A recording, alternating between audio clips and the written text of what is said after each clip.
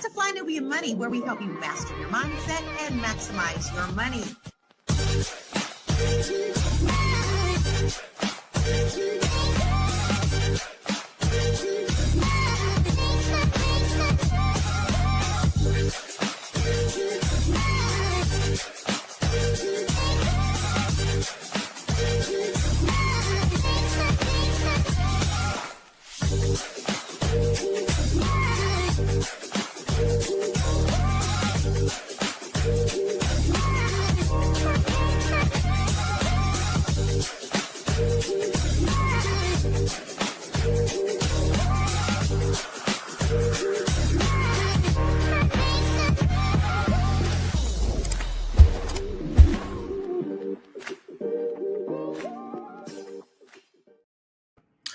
Good morning, good afternoon. Hello, hello, hello. Welcome to Fly Nubian Money, where we help you master your mindset and maximize your money. Today, we're talking about something that really hit home. A content creator went viral after saying, never let being broke isolate you from the community or your community.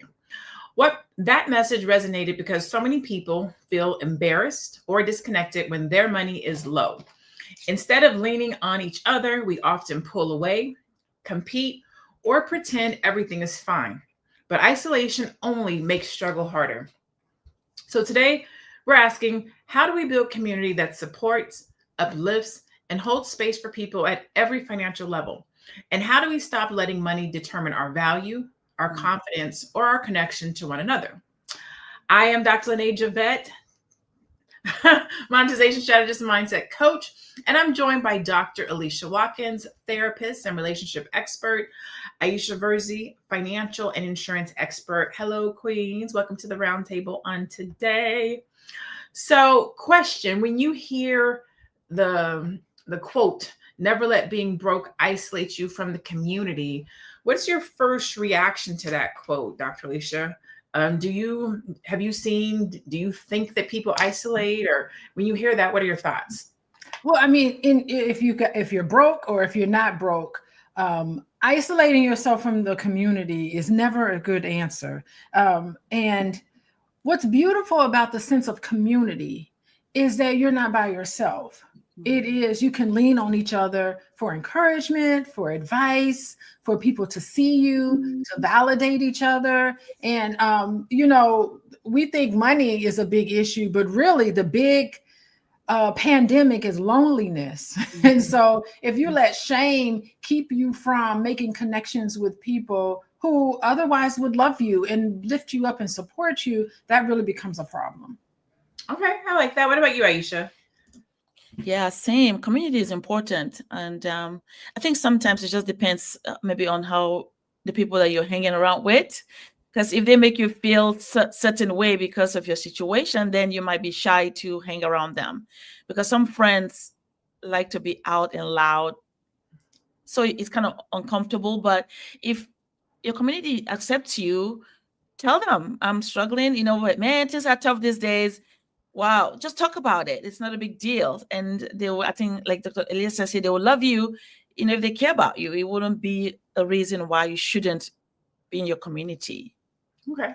We're going to go to our first video where this conversation was brought up, and then we'll come back and we'll talk about it a little bit more.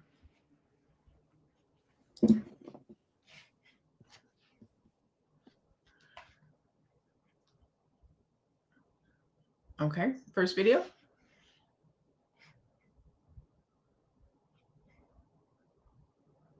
I think now is a really, really good time to remind everybody that being broke is not a personal failing. It is a systemic one. And it is not a reason to eliminate yourself from connection and from access to your community. For many, many years, I appeared to be a really terrible friend because I was super flaky because I was broke. And I was too ashamed and in too much financial depression to admit to my people that the reason why I couldn't go get coffee is because I had negative $25 in my bank account at any given day, and that was a good day. And I want to remind people that now is a really, really great time to offer accessible and free opportunities to see your friends.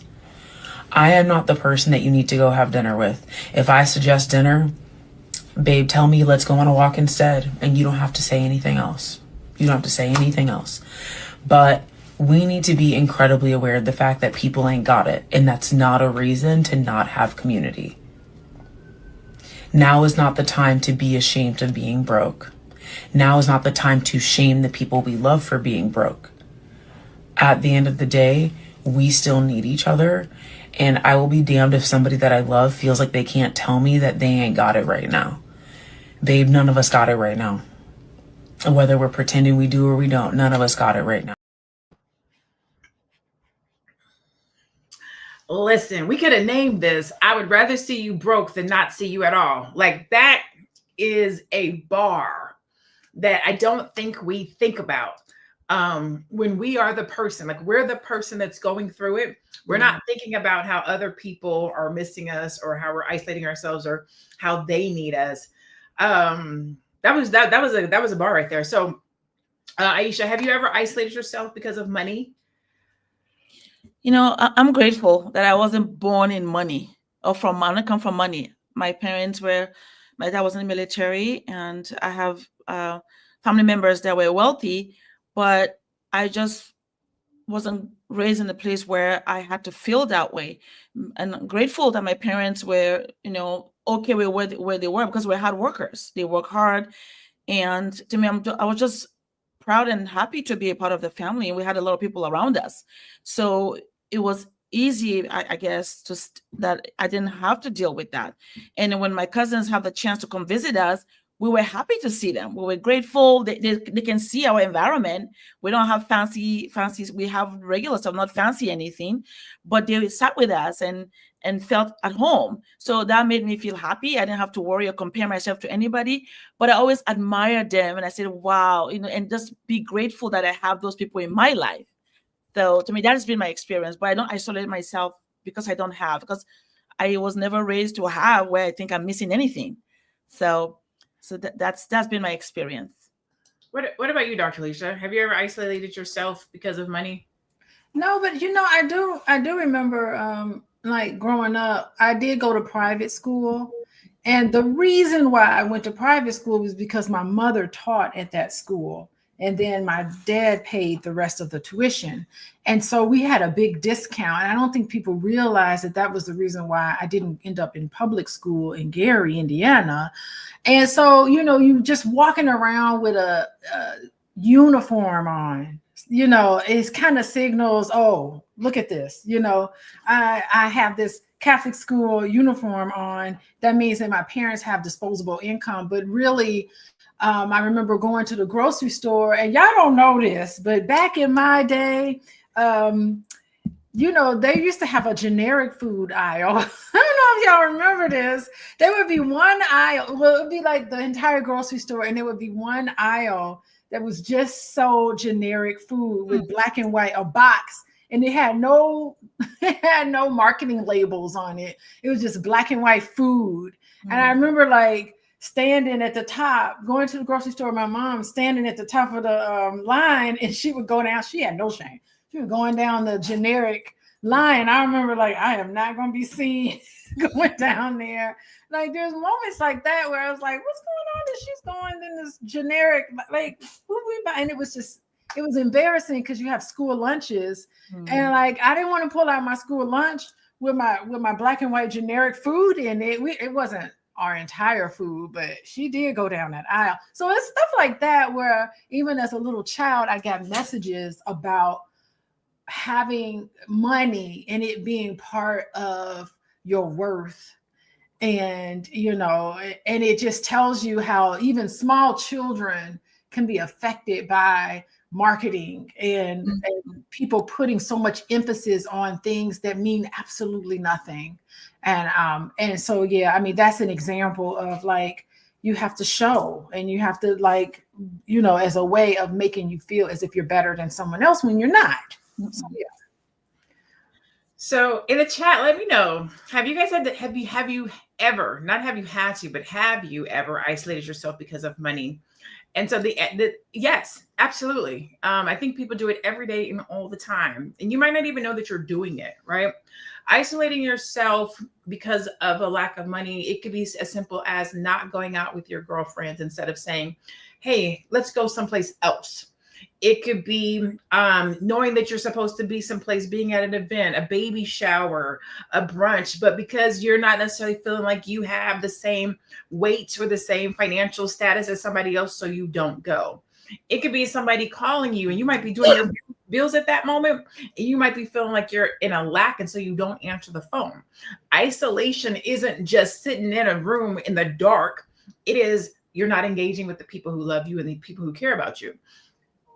In my business, if something isn't moving right, if I didn't hit a goal, if something didn't happen, I want to talk.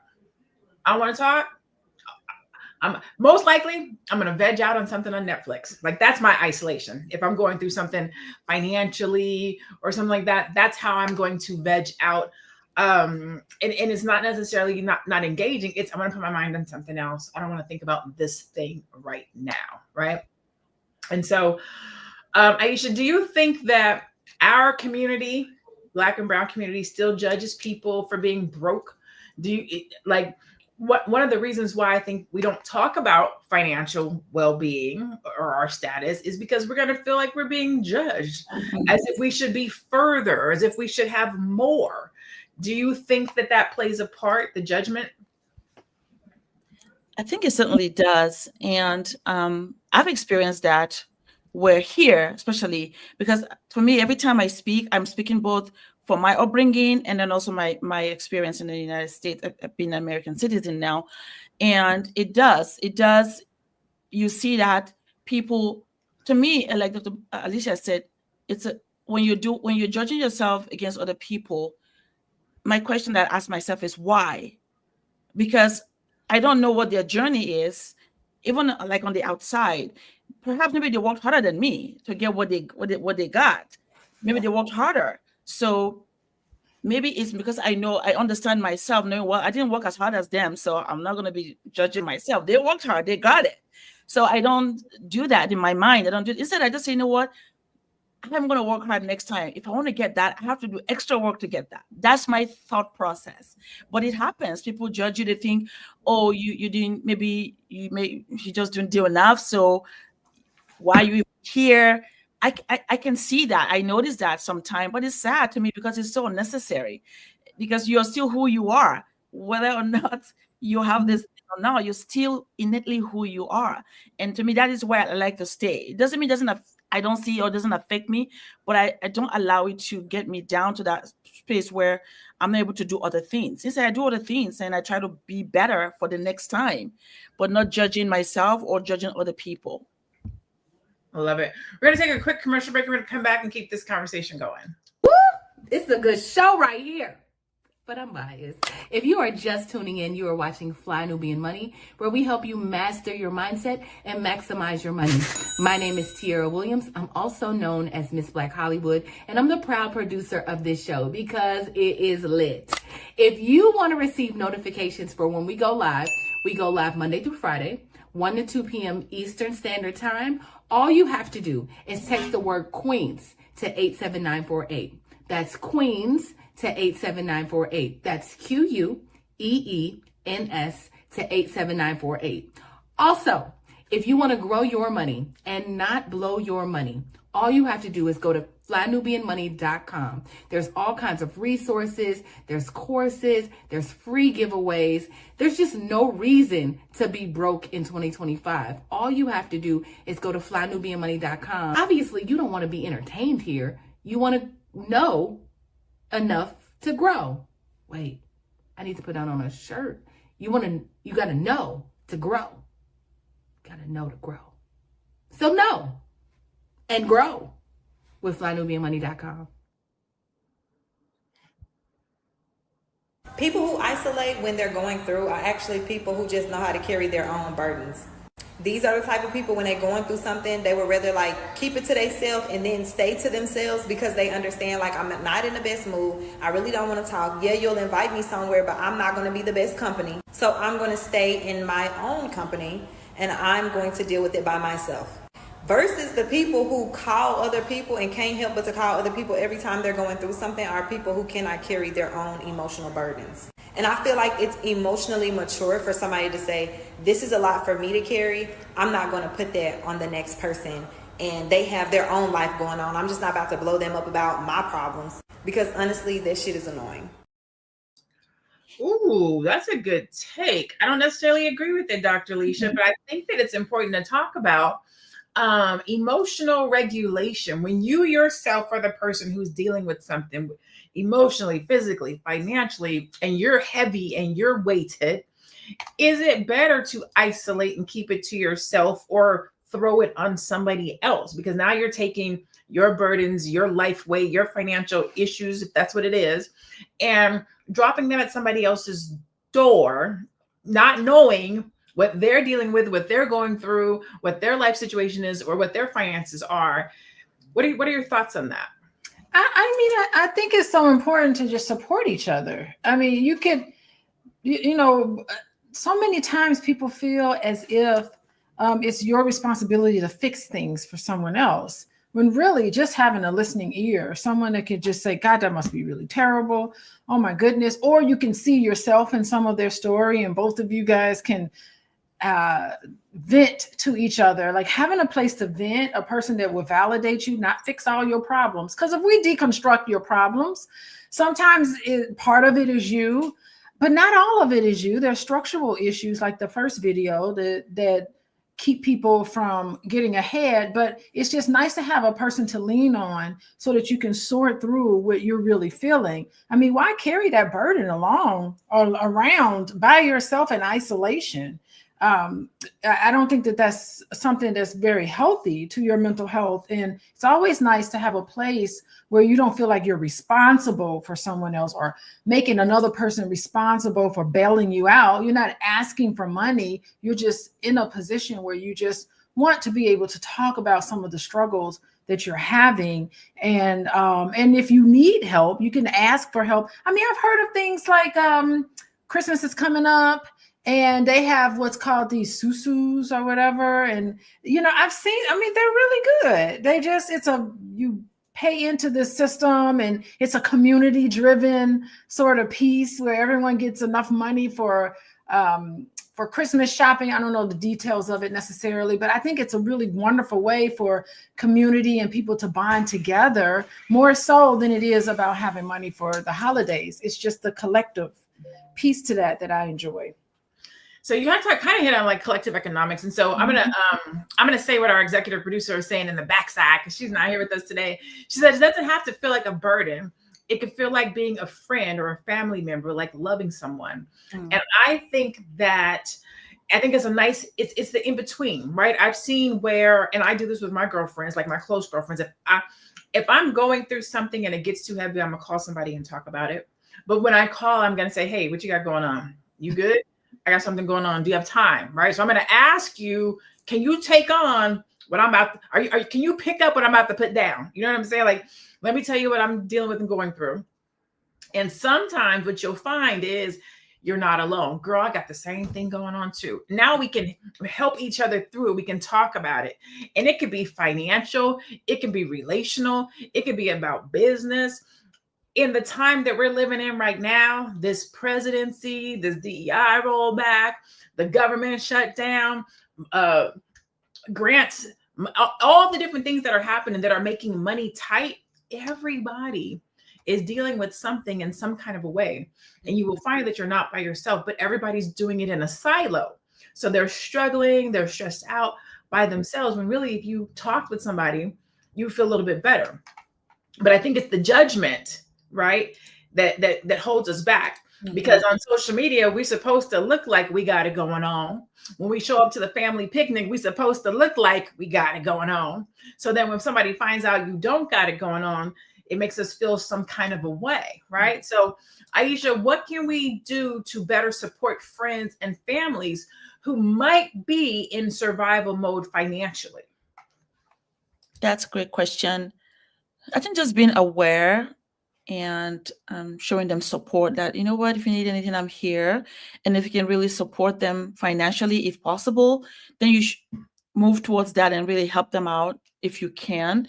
But I think if people know that you'll be there for them no matter what, I think that makes them have peace of mind, because they know that, okay, even though I'm going through a tough time, even if it's myself, maybe if I'm going through a tough time, that if I pick up the phone and call these friends of mine and let them know what's happening, that they'll be able to help me, either just by just being good listeners and understanding and supportive, and also encouraging that, hey, this too shall pass. It's okay. We went through, like you say, Dr. Lene, oh wow, somebody, you shared something with them, they say, oh, I'm going through the same thing as well.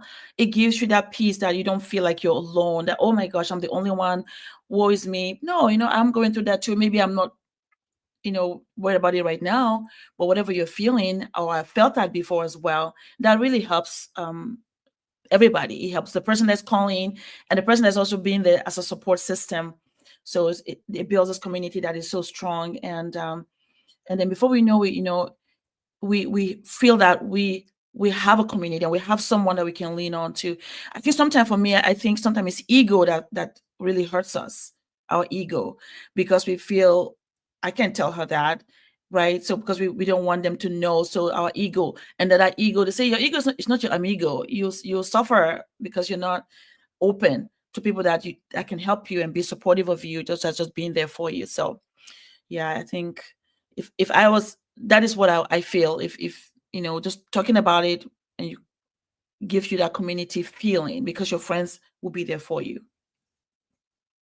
So you brought up a good point. Your friends will be there for you. Right now, in the world of social media, everybody is our friend, right? On Facebook, you got 8,000 friends, 15,000 friends. People ask me all the time, they'll go through like my Facebook friends, and they'll say, hey, such and such is a friend of yours. They friend requested me. Are you cool with them? I'll be like, I don't know who that is.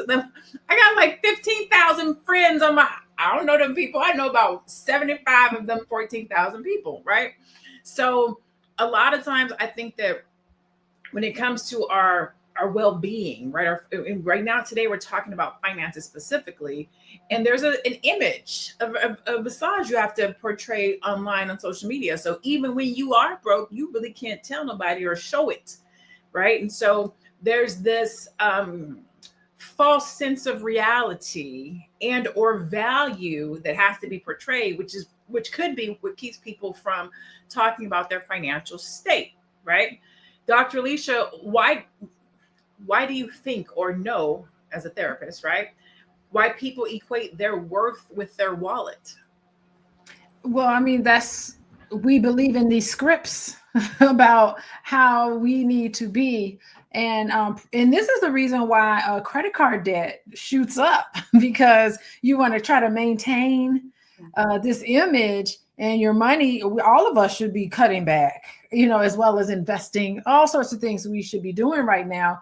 But I mean, we start charging stuff on our credit cards to kind of keep up with what we're accustomed to, and we want to keep up with this sort of image, and that's the reason, is because people want to put their value based on how much money they make. I just finished doing, when I was on the airplane coming home, I remember I was just listening to this training on men and manhood, and how men, the recommendation from the training was that men should reevaluate what manhood means, that all of this emphasis is put on performance, how well you're able to perform, how much money you have in your checking account, how tall you are. They said there's a certain height that's out there that men need to be at, and for every inch that a man is shorter, he has to make $40,000 or more to compensate for his height. I mean, these are the things that we're putting on manhood, that you have to be stoic and unemotional, and you have to be competitive, and it's always greed, and I need to have more than the next person, and how it is very detrimental to the mental health of men. And particularly how women are affected by this sort of patriarchal way of looking at the worth of an individual. The worth of an individual is based on who you are and how well we look at you. It's not based on who you are as a person, but how many zeros are in your checking account. I mean, could you just imagine that? Like, we need to re-examine all of this. When things like this happen, I never want to see those who are less than to really feel it. I don't want to see that. But I think what happens is that it's going to put an awakening of all of us to reevaluate what it means to have friends, what is important to us, the connections that we have with each other. There's no money that can substitute that. And what we're finding with a lot of research about men is that men require relationships and connection just as much as women. And they just don't feel compelled, based on some research, they don't feel compelled to honestly talk about that, or to find a person that you're able to open up about. I'm going to be there for you regardless of how much money is in your checking account, that I'm in love with you, or I value you as a person and who you are and your development. So we can get into that, and I think maybe times like this is where we need to just reevaluate not only manhood, but we need to reevaluate, who's a great person. It's how you treat yourself. It's how you love yourself and other people. So that's sort of where I would hope that we're headed in these dark times that's looming over us. I'd like for us to get more to that point.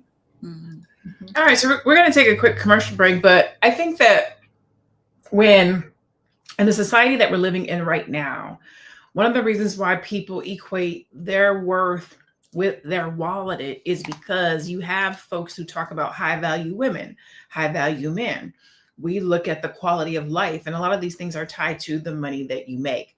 So if you're looking at somebody and you can't go to Nobu or Ruth's Chris or Houston's or whatever the 5-star Morton's, whatever the 5-star restaurant is where you live, if you can't live that level of life where you can't go or you can't pay for whatever reason, it makes people feel not as, I'm not going to say valuable, but not as progressive in life. Right. And so we tie our worth to being able to move and do like the Joneses back in the day. That's what we said, keeping up with the Joneses. And then you felt like you weren't keeping up with the Joneses. But now it's quantified and put on a much massive platform with social media. And so every day we're looking at somebody else's life and comparing it to our own. And a lot of the quality of life is based on the money that you have. And so I think that that is one of the reasons why we see that happening. So let's take this commercial break. We're going to come back. We might have another video, and then I'll see you guys in a hot second. I know you're busy. You got things to do, and you can't take us on the go with you every single day. Good news for you. We are now on Spotify. So if you can't watch us, now you can listen to us on Spotify. Search Fly Nubian Money, and all the episodes shall appear. All you have to do is like, subscribe, leave a 5-star rating, leave some comments, tell people how you love us, so that when other people come along and are looking for a great show to watch, they can find Fly Nubian Money too. One last thing, and just in case you've been sitting under a rock, Fly Nubian Money now has an investment club. We are the Fly Nubian Money Club.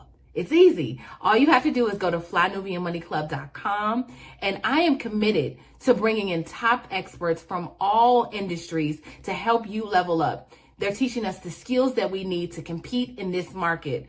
We often say that nobody is coming to save us, not the government, but guess what? We're coming to save us. I'm coming to save you with the Fly Nubian Money Club. So listen, all you have to do again is go to flynubianmoneyclub.com. We have a 30-day free trial set up just for you, just for those people that are struggling. Even if you ain't struggling, you ain't got to struggle. I'm coming. Okay, let me stop playing. I'll see you soon.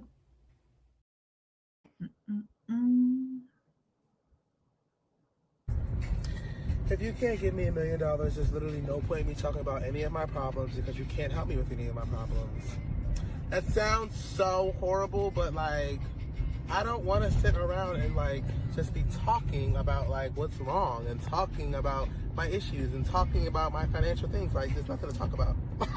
Like, I don't want to talk about it. Like, if there's not $1 million on the table, then nobody can help me. I gotta figure it out. I gotta work. I gotta go hard. Like, it's that simple. I'll talk to y'all when I figured everything out.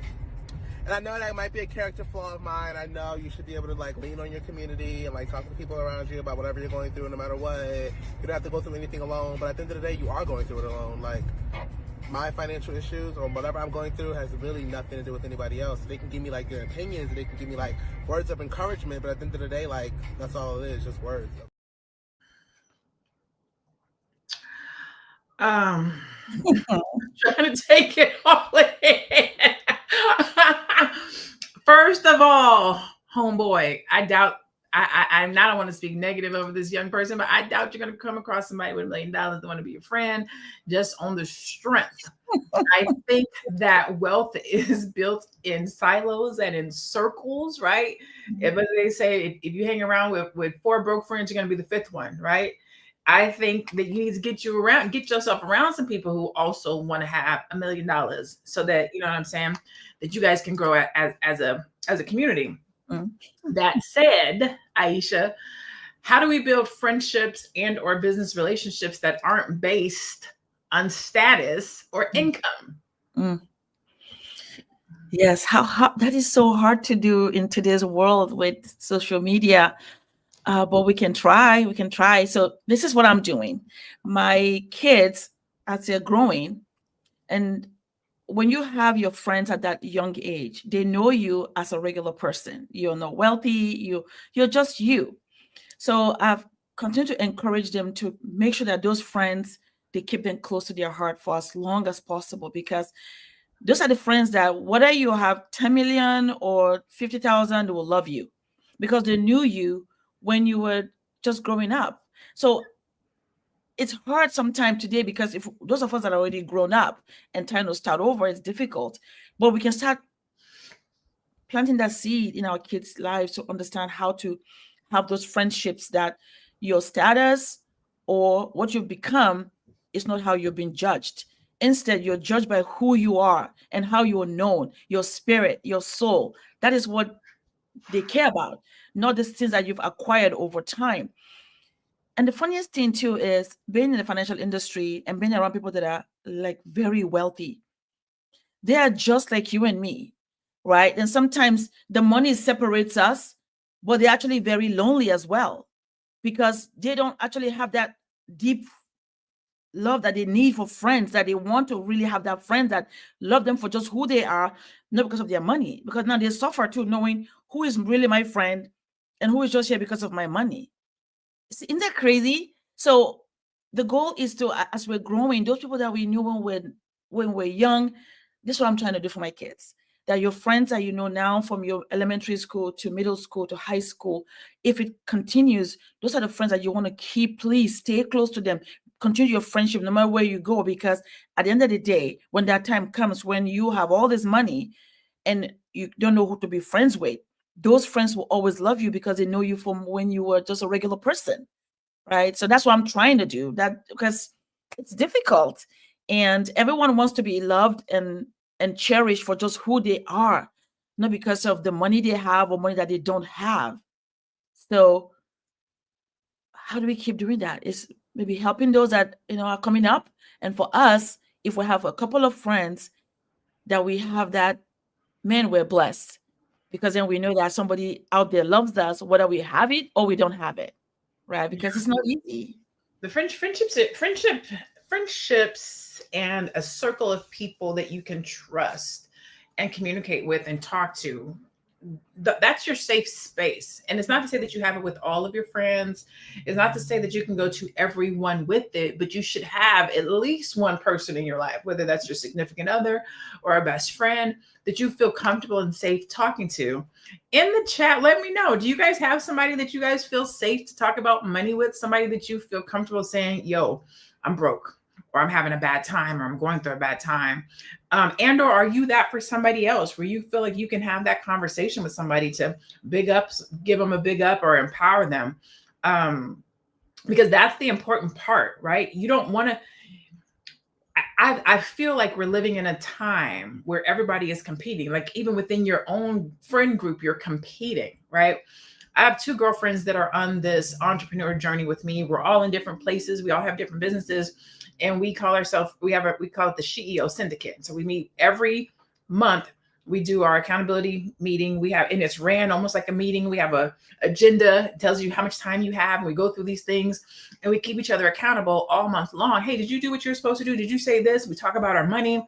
We talk about when we're not making money. We talk about our sales, and it's a safe space. I don't have these conversations, I don't think, with anybody else. Maybe our executive producer. I feel comfortable with Tiara. Me and Tiara talk about money. But you have to have these safe spaces that are not competitive, because sometimes you're up and sometimes you're down. Sometimes you're winning and sometimes you're not, right? Dr. Alicia, what do you think are some signs that a community or a friend circle is rooted in love and not competition? I mean,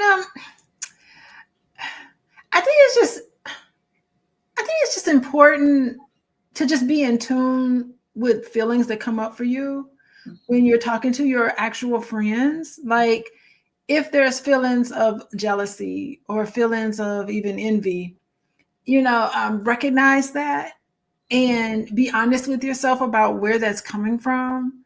And if you sense that from someone else, like, really connect with that and sort through that, because feelings are normal and everybody has them, and what it does is that feelings signal to you that maybe what you're doing, maybe you're a little too comfortable and it's time for you to move outside of your comfort zone.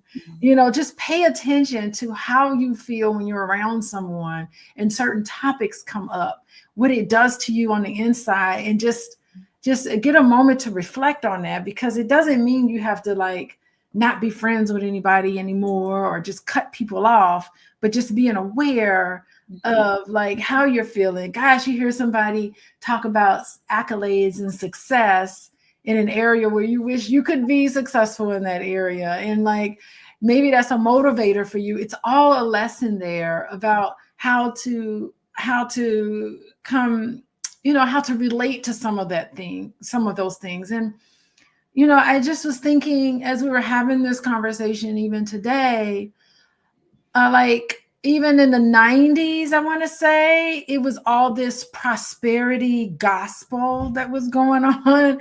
And it just was so surprising to me that it was something that Black people really latched on to, and like really felt like, I'm going to be doing well financially because God ordained me to do this way. And I thought it just like, growing up Catholic, it's almost like everybody I looked up to took a vow of poverty. So it wasn't that we had to even put our money and thoughts into this prosperity piece. It was sort of strange to me. It was a strange sort of connection. I never really saw that. I grew up with the idea that you're valued not based on how much you have, but there's value in how much you give to other people. And that's, you put your value there. And so I just never really connected to some of those things. I think that's interesting. I did have another comment I want to make. That video when the guy was like, if you don't have $1 million, I can't talk to you. Like, I get it. Like, this is someone who's really frustrated. And it's great that he talked to us. He picked up his phone or whatever and posted that video. And it was funny because we're just like, woo child, yes, $1 million could solve a lot of my problems. But, it is a character flaw. Like, if he was serious with it, maybe he was a little not so serious, because he was like, this is a character flaw. It is a character flaw if you feel like you need to do everything alone. It comes from this idea that when you were growing up, maybe in your current life, you get the message that if you are in an issue or you have problems, that you need to retract yourself from other people and isolate and fix your own problems on your own. That means that you grew up with messages that you can't turn to somebody when you're in need, or there was no one there for you when you really needed them to be there for you. So it is a character flaw. It is a character issue if you just want to do stuff on your own all the time. And I talk to people, who I know, and I'm just like, ask for help. It's part of my challenge that I do with some of the groups that I work in, is an assignment. I need you to ask somebody for help. and we process what that feels like.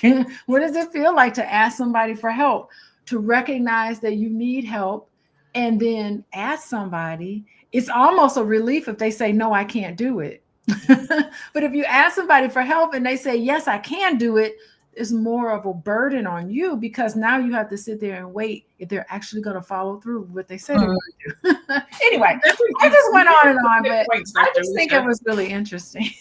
So wait, are we going commercial? Okay, so the friendship conversation, not necessarily so much the friendship conversation, but the asking for help conversation, because it's not that people aren't broke or that they're not struggling. It's the conversation about, right, the isolation. Why do we feel like we have to go through it by ourselves? And what is that really? Because when I think about, I'm not big at asking for help. I'm not big at exposing my flaws, unless you're somebody who's close to me, right? I have to feel safe with you in order to open up and say, I'm dealing with this, I'm going through this, or even asking for help. Aisha, you kind of talked about it a little bit earlier. I think you said ego, right? How do you think shame is it ego or is it shame, right? So for somebody it might be their ego, like I don't want you to know, but for somebody else it might be like they're just shame, like I should have it. I should have had this figured out. I should have saved. I shouldn't be in this situation. How does that affect our ability to ask for help or keep us disconnected at times? Because I think that that's really what somebody is dealing with and going through, opposed to like just not asking for help. Yeah, wow. So it's true. Shame versus ego. Well, which one is which one? And I think both of them play a role, but in different way. I think shame is more, for me, if I think about shame, is maybe, oh wow, we can't afford that, and everybody can see clearly that we live in a poor neighborhood, we don't have what we need, and my clothes are old, and they've seen me wear the same shirt 5 times, and that's all I have. Then that's that shame, right? So that's a little different, because actually I want to cry. You can't control that, how your parents, what they had. But ego is people that they feel they've got it, and they're walking around, they don't have it. And you can tell that they don't have it, but they're carrying this facade that they got it going on. They're mean to people. You can just tell they don't have it. That's the ego. That's the one that that I'm referring to. And I've seen it too. I've been a professional, that you can just tell that somebody, they're just putting a facade on that they have it going on, and they don't, right? And you don't want to judge them, but then the way they carry themselves, you're like, just take a deep breather, ask for help. People are going to help you. You just have to ask, but they don't want to ask for help. Well, the one for shame sometimes is one that we cannot control. Maybe something happened to us. See, I'm crying again. And then people judge us because of that. That's the one that is to me is more even sad, because you see some young people, like talking about Catholic school. All my kids went to Catholic school all the way to high school. So you can see some people that you can tell that they don't have money, but again, there's a sponsorship to help them. But because of the way they are raised in that environment, they are raised to have dignity. You have dignity and self-respect. So that because you don't have doesn't mean that you are not good enough, or that you are less than. That's the one that, to me, I'm so grateful that we have that exposure where it's not about the money, it's about who you are, your character, and that your parents are trying, right? That's when that shame should go away. But ego is, you think you're all that in a bag of chips, but you're not, and people can tell. That's the difference. So I'm sorry, I'm going to get emotional, but sometimes when you're in that environment, you see the difference, and you feel bad for people sometimes, because we don't need to feel that way, that because we don't have something, then we're not worthy of people's love and understanding. Well, we have to go isolate ourselves because of that. All right. Well, thank you for sharing. Research shows that isolation and financial stress are deeply linked to mental health challenges such as anxiety and depression. Small businesses that collaborate with others in their community see an average of 25 to 35% higher growth than those that operate alone.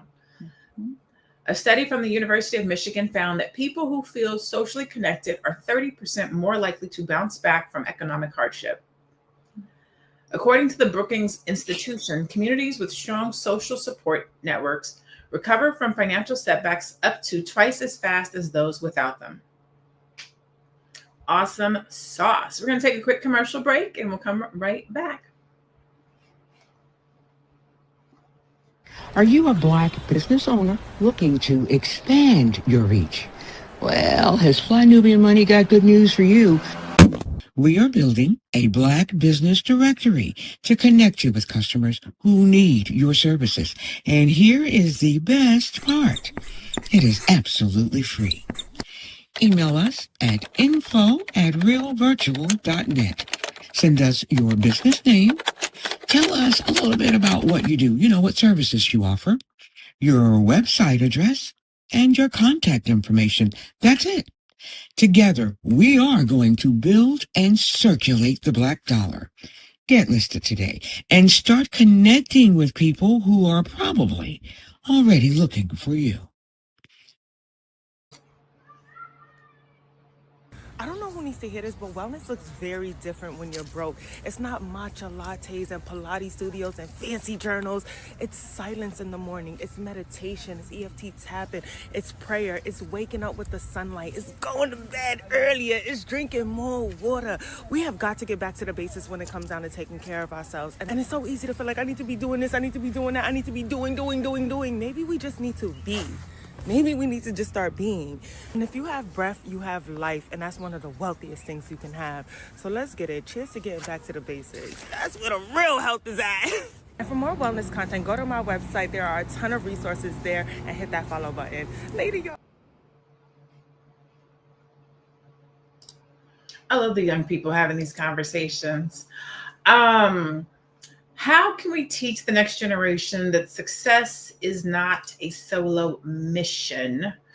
I think that we talk about, if you want to go far, if you want to go fast, go alone. If you want to go far, go with somebody else, right? We talk about it, which means collaboration, which means doing it, not doing it in silo, doing it as a group, but we don't always show it, right? We always show, I got to get mine. I got to be out here doing it for myself. And we show when we're doing great, but we don't show when we're doing bad. And we don't talk about those bad times. We just show all the good stuff and show, what it looks like in those seasons. Dr. Alicia, how can we teach this next generation that seems so in tune with wanting to do better and get it right and not do it by themselves? How can we teach this next generation that success, it's not a solo mission. You don't have to do it alone. Yeah, we teach from what we do and our behaviors.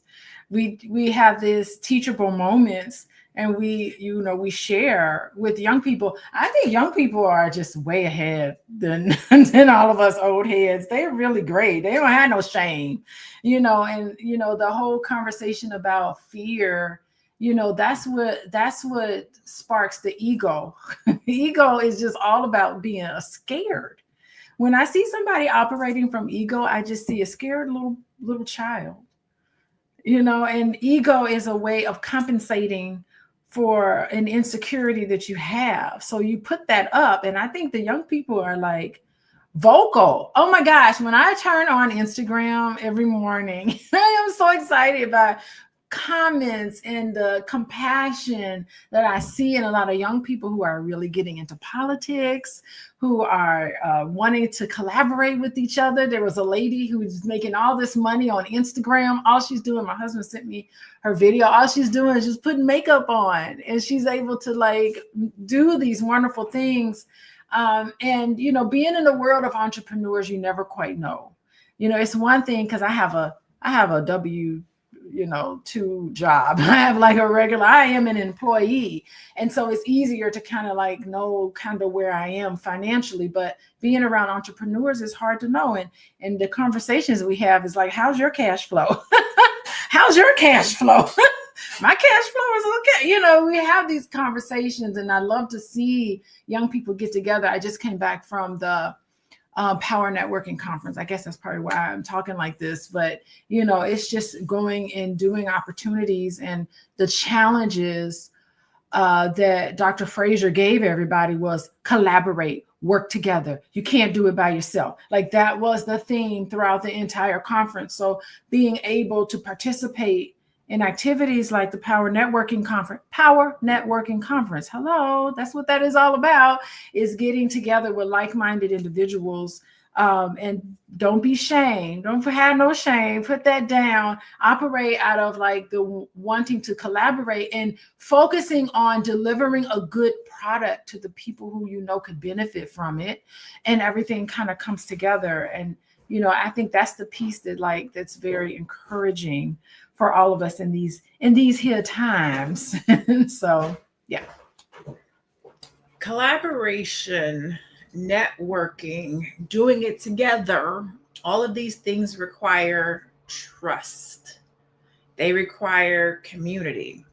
They require, I want to see you win. They require selflessness. They require patience. They require not being judgmental. The Bible says, get the log out of your eye first. But unfortunately, we live in a society where we're going to be like, excuse me, let me get the log out of my eye so I can tell you about the log in your eye. Instead of saying, yo, we both got logs in our eyes, and yet we're trying to get someplace. I don't have all the answers. I don't know exactly what I'm doing, but I got 1 and 3.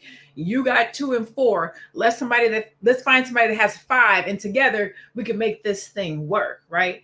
It's about collaboration, not competition. It's about, I literally called Constance. I'm working on this new container for my business. And I called her and I said, hey, I have something that's going on. It's kind of like what you're doing. So I don't want you to. And she was like, girl, I don't care if you do the exact same thing as what I do. We have different audiences. We're going after different marketplaces. We can still collaborate. So she's coming into my thing to participate, even though it's sort of her thing, because it's collaboration. And so you want to be around people that understand the power of collaborating over competition. And so in our final thought for today, I want you guys to give your thought, and then also where people can find you.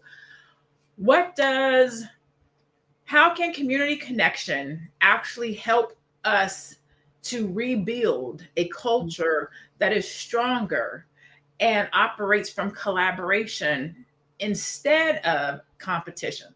Because I think that that's the true way that we have community wealth. When we talk about community economics, we got to focus on the community part, right? If we're talking about personal economic empowerment, that's you. That's just you yourself. But when we're talking about community wealth or community economics, that means I'm going to grab Dr. Alicia, I'm going to grab Aisha, I'm going to grab Constance, I'm going to grab Tiara, and we're saying, how do we make sure that everybody eats?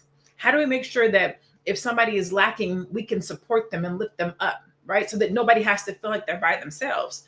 What does that look like for us as a community? Aisha, I'll start with you. What would you tell somebody to do, or how we could do that?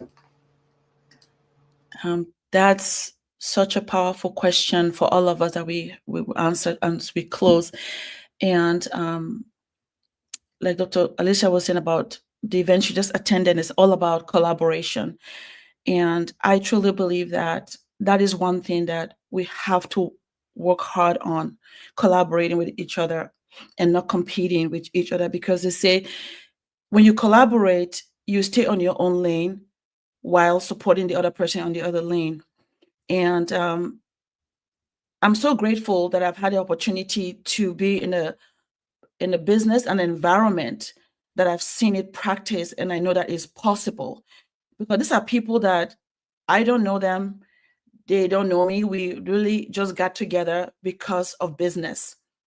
And to see that this person is invested in my growth, my development, really shows me that we can do it. It's just a matter of, like Dr.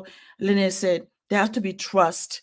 And the trust meaning that if you say you will do something, you actually do it, right? And that will help the people that you're bringing in or working together with trust and believe you and rely on you, because you say, I'll do this, and you do it, because that's supporting them to grow as well. But more importantly, one thing I also learned in this space is that don't allow people to judge you that because you don't have this amount now, that you won't be able to have it later.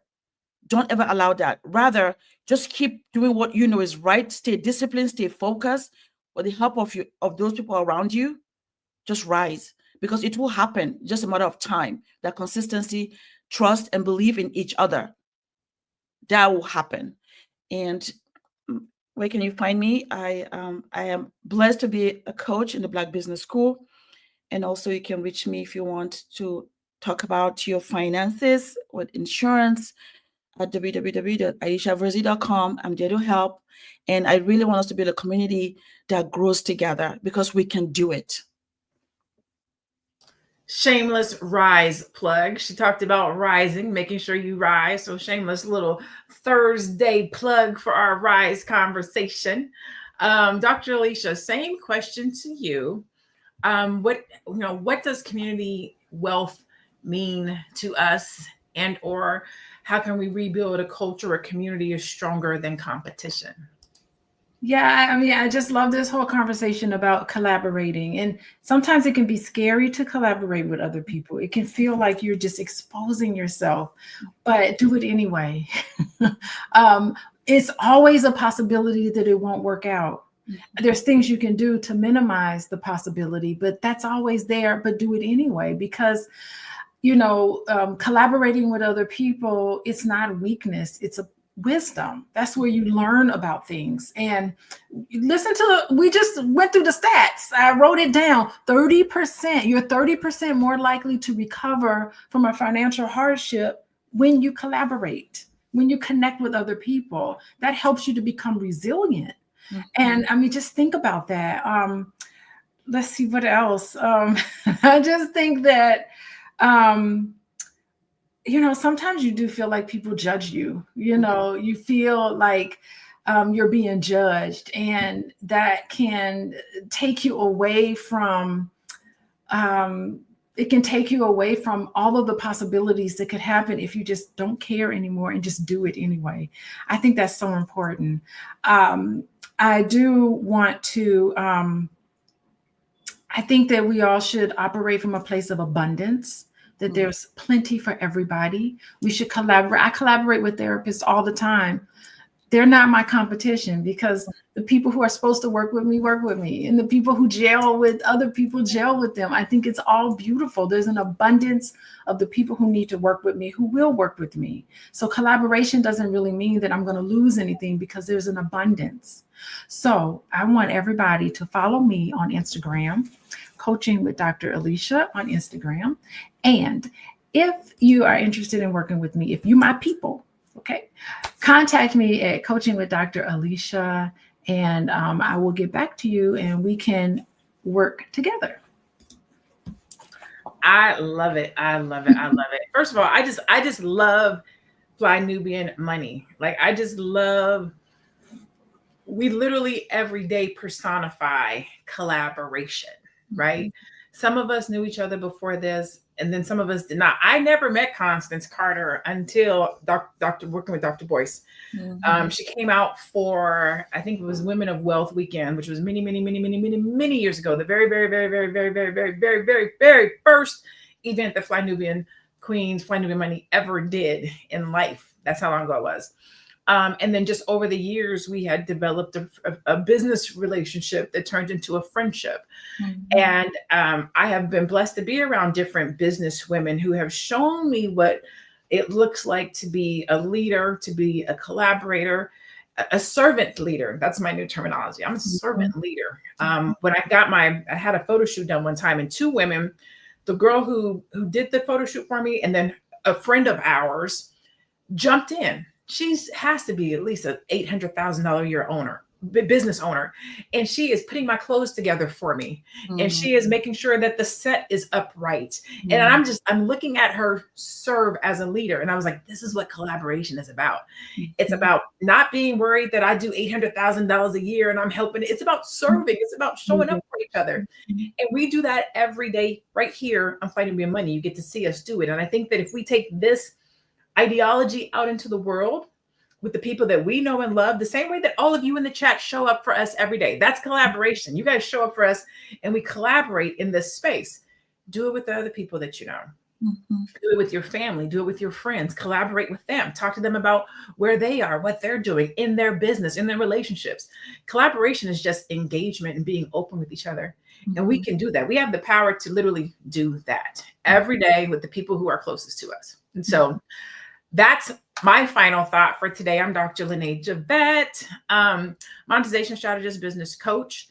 And at the end of the day, money will come and money will go. But community is what keeps us strong. Being broke never means being alone. When we share what we have, whether it's resources, encouragement, or wisdom, we all rise together. Thank you to our amazing panel, to our amazing queens for this real and healing conversation about community, connection, and what true wealth really looks like. Thank you to those of you that showed up for us today like you do every day. Thank you for being in collaboration with us. We appreciate you. We love you. We'll see you same time, same place on tomorrow. Peace out. Peace out.